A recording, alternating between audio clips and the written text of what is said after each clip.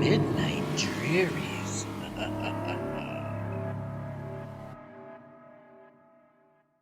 The sun was just beginning to set on the beautiful island of Maui, and the air was filled with the sweet smell of roasted pork. It was the annual Hawaiian Luau hosted by the First United Church of Cthulhu. A Cthulhu Luau. A celebration of food, music, and putting the cult in local culture. Tourists from all over the world had gathered to experience the island's traditions and enjoy a feast fit for kings. The centerpiece of the feast was the roasted pig, which had been slowly cooking over an open flame for hours. The pig had been marinated in a secret blend of spices and herbs, and the aroma had been driving the guests wild with anticipation. Head priest Khurt Khave took to the mic and asked, "Are you hungry?" The crowd erupted in cheers and applause. The pig looked perfectly cooked, its skin crisp and golden, its meat juicy and tender. But as they went to slice up the plump porker, something strange happened. The pig began to twitch and shudder, as if it were coming back to life. Its eyes opened, glowing a deep fiery red, and it began emitting a deafening screech that shook the very earth beneath the guests' feet. They were frozen in terror as the pig pulled itself off the roasting spit, sliding painfully down the metal bar, sloughing off tender innards that had cooked onto the pole, all the while still squealing like 1,000 hellbeasts roaring to receive a sinner dinner. Who was the sacrifice now? Its hooves clattered against the bricks of the open pit as it finished pulling itself free.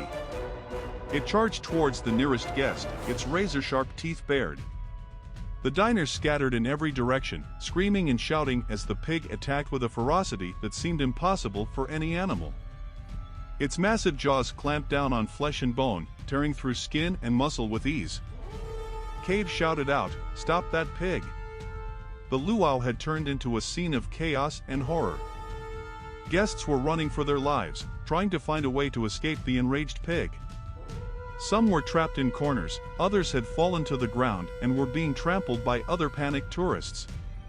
The cultists attempted to corner the oinker, but no matter how hard they tried, the pig seemed to be everywhere at once, attacking with relentless fury.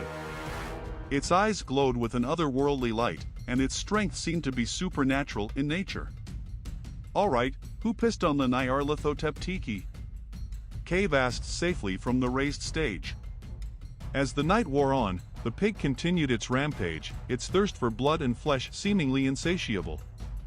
By morning, the luau grounds were littered with the bodies of the dead and dying, and the pig was nowhere to be seen.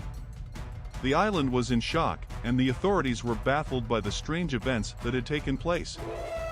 Some said it was a curse, others said it was a scientific experiment gone wrong. But no one had a definitive answer. In the end, the truth was far more terrifying than anyone could have imagined. The pig had been possessed by the spirit Tsathoggua, a dark god said to dwell in the bowels of the earth whose power had been summoned by an ancient ritual. The pig had been the vessel, the host for the deep dirt god's wrath, and it had wreaked havoc on the unsuspecting tourists. This was no accident. The First United Church of Cthulhu would have its revenge. The sun rose on the shores of Maui, the waves lapping gently against the golden sand beaches. It was a picture-perfect day. Except for all the dead bodies.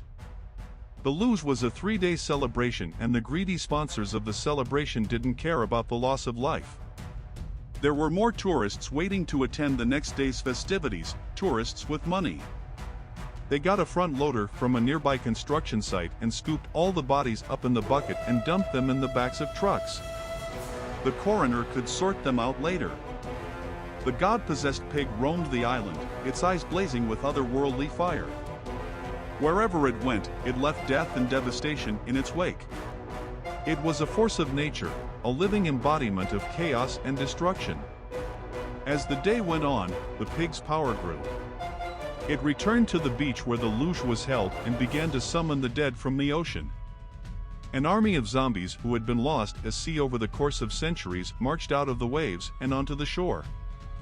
They were grotesque, rotting corpses with vacant eyes and ravenous appetites. They followed the pig wherever it went, a horde of undead soldiers ready to do its bidding. Mother Shubber! Are you serious? Khave said aloud as he saw the continuing chaos. The island was thrown into turmoil. The tourists fled in droves, leaving behind a handful of brave locals who refused to abandon their home. But they were vastly outnumbered, and the zombie horde showed no mercy. The first wave of zombies swept through the streets like a tidal wave, devouring everything in their path. They feasted on the flesh of the living, tearing apart bodies with their bare hands. No one was safe, not even the children. The survivors fled to the mountains, hoping to find safety in the high altitudes. But the zombies followed them, their hunger driving them to pursue their prey no matter where they went. As the days went on, the survivors became fewer and fewer. They huddled together in makeshift camps, their weapons at the ready. They knew they were living on borrowed time, that the zombies would eventually find them and tear them apart. But then something miraculous happened. The possessed pork chop suddenly fell silent, its power draining away as quickly as it had come. The zombies stopped in their tracks, freed from the spell. They looked around in confusion, unsure of where they were or what they were doing. And then they returned to the ocean from whence they came. The island was quiet once again, the only sounds the gentle lapping of the waves against the shore. The survivors emerged from their hiding places, dazed and disoriented. They had lived through a nightmare, one that would haunt them for the rest of their lives. But they had survived, and that was all that mattered. No one saw Khurt Khave giving the briefcase of money to the local shaman. "Sorry for your troubles," the Hawaiian hexbreaker said to the head priest. Khave replied, "Pimpin' ain't easy.